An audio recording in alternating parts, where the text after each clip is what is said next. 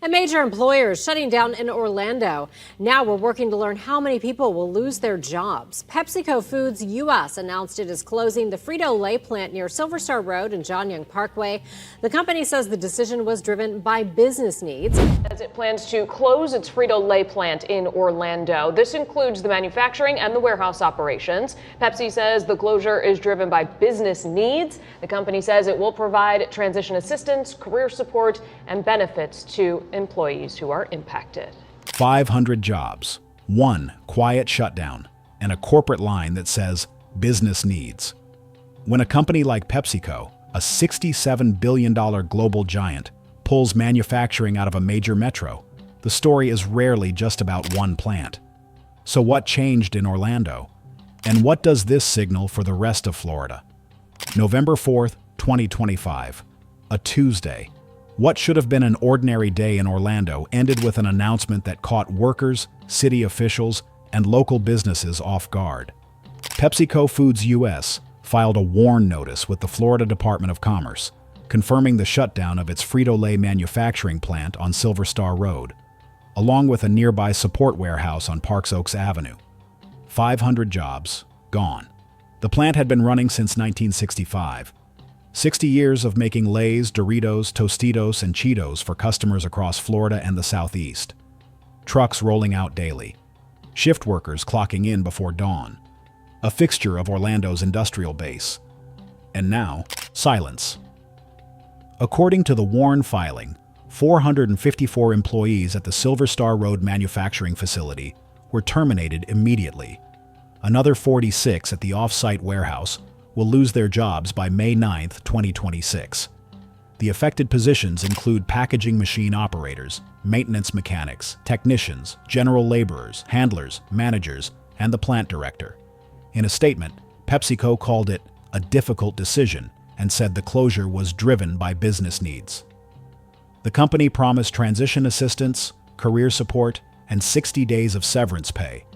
But for the workers and families on the receiving end, those words don't pay the mortgage. Let's talk about what 500 jobs actually means, not as a headline, but as math.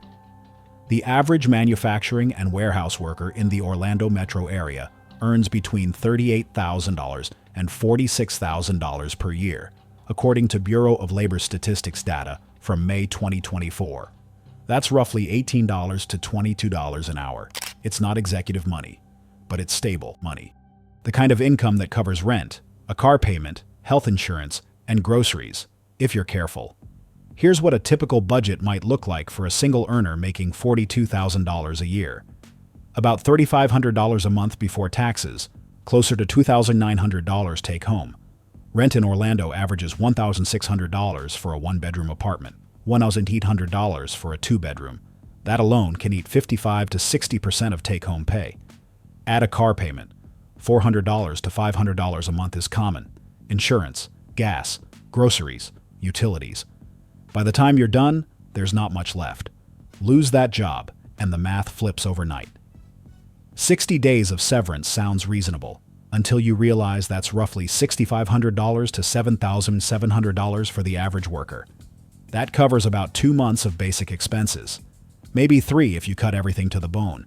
The Bureau of Labor Statistics shows the average job search in manufacturing now takes 20 to 24 weeks. That's 5 to 6 months. The severance runs out long before the new paycheck arrives. And that's just the direct impact. The ripple effect runs deeper. Think about the trucking routes. The Orlando facility shipped products across Florida and the Southeast. Those routes don't disappear, but they shift. Local trucking contractors lose volume. Fuel stations near the plant lose traffic.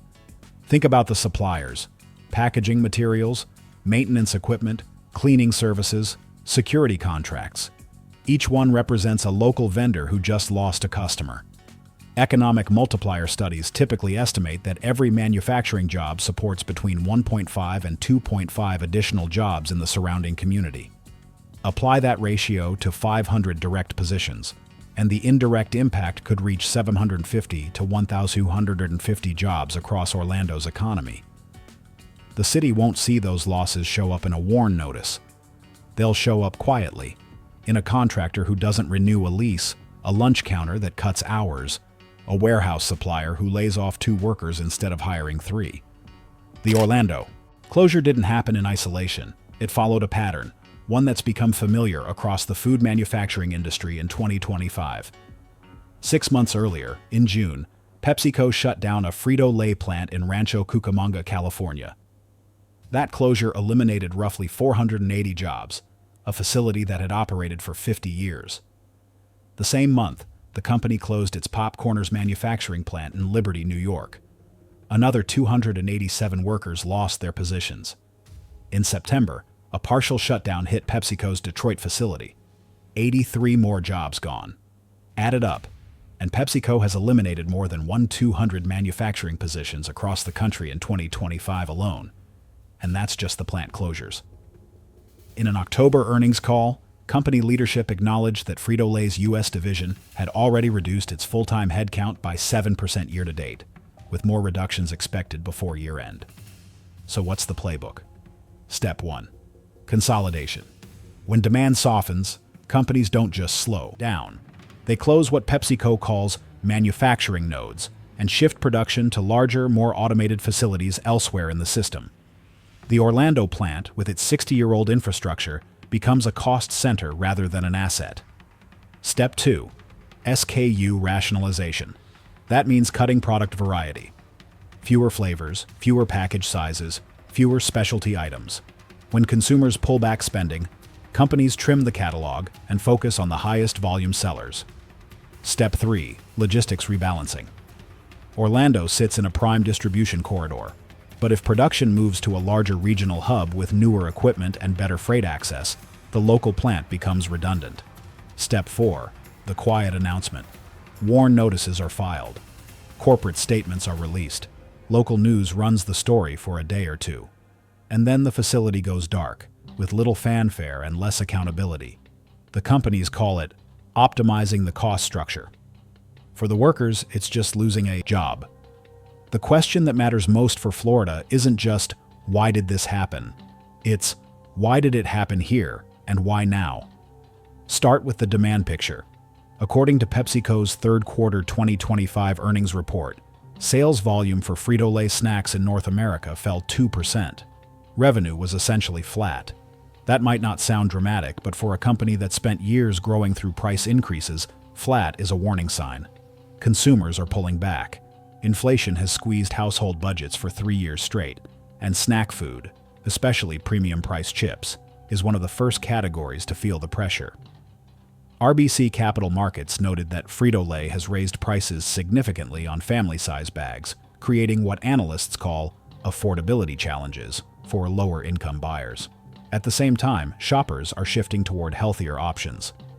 A recent Innova Market Insights survey found that 1/3 of consumers globally increased their consumption of better-for-you snacks, while only 15% bought more traditional processed snacks. Frito-Lay has responded by reformulating products, using olive and avocado oils, launching versions of Cheetos without artificial colors, and introducing smaller pack sizes at lower price points. But reformulation doesn't require a 60-year-old plant in Orlando. It requires newer facilities with flexible production lines. And that's the real story. The Orlando plant wasn't closed because it was unprofitable. It was closed because it wasn't profitable enough, not compared to consolidating production at a larger, more modern hub. PepsiCo CEO Ramon Laguarta said it directly in the October earnings call. The company is making adjustments to both assets and headcounts to ensure the right cost structure. The Orlando facility was a manufacturing node no longer needed as capacity has increased elsewhere in the system. Translation: the work still exists. It just won't happen in Orlando anymore. The Orlando closure isn't happening in a vacuum. Food and beverage manufacturing across the country is contracting. General Mills announced a multi-year restructuring in May 2025, closing 3 plants in Missouri and cutting an unspecified number of corporate jobs. The company cited softening demand in U.S. snacking and away-from-home food channels. Conagra Brands has shut down facilities and reduced headcount. Post Holdings followed suit. J.M. Smucker announced plans to close a Hostess manufacturing plant in Indianapolis by early 2026. The pattern is consistent. Consumer spending on packaged food has plateaued. volume is down. Companies that spent years raising prices to protect margins are now facing the consequences. Buyers who simply stopped buying as much. For Florida specifically, the question is whether the Orlando closure is isolated or part of a broader pullback. The state's labor market has cooled. According to the Orlando Economic Partnership, the region added 18,000 jobs in the year, ending August 2025. But that's 13,500 fewer than the same period in 2024. Job growth has slowed to 1.2%, down from 2.2% a year earlier. Retail and business services are shedding jobs. Consumer sentiment in Florida dropped to 78.7 in September, down from 84.1 at the end of Q2, reflecting growing concerns about the national economy. And Florida isn't cheap anymore. Insurance costs have surged. Property values remain elevated. Energy bills are higher. For companies running thin-margin manufacturing operations, those costs add up. None of this means Florida is in crisis. Tourism remains strong. Construction continues. The state still leads the nation in population growth. But when a 60-year-old plant from one of the world's largest food companies closes with little warning, it's worth asking, is this an exception or is this a signal? Here's what the Quiet Exit Playbook looks like. A company reviews its cost structure. Demand softens. Older facilities with higher operating costs become targets. Production shifts to newer, more automated hubs. Warn notices are filed. Corporate statements promise transition assistance and career support. Local news runs a story, and within weeks, the plant goes dark. The workers file for unemployment. The suppliers adjust their forecasts. The community absorbs the loss, one household budget at a time. 500 jobs in Orlando, nearly 500 in California, almost 300 in New York, more in Detroit, Ohio, Pennsylvania, Georgia. PepsiCo isn't alone. The entire food manufacturing sector is restructuring, consolidating, automating, and cutting costs in response to a consumer who isn't buying as much as they used to. For Florida, the question is simple. Is this an isolated shutdown, or is it the first signal of a wider pullback? The answer will show up in the next round of WARN filings. If this story helped you understand what's really happening in Florida's job market, consider subscribing. We follow the signals that matter, not the headlines, but the math underneath. Until next time.